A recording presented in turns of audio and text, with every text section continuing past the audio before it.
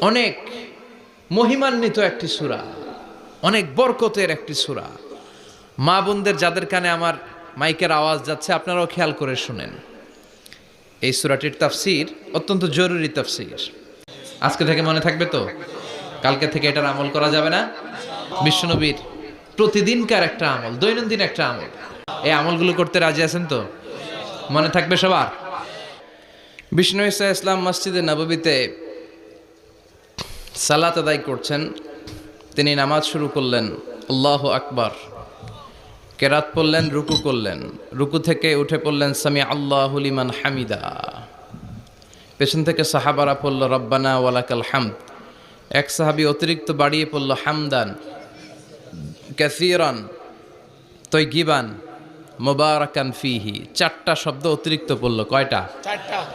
এই সাহাবী ছাড়া আর কেউ এই চারটা শব্দ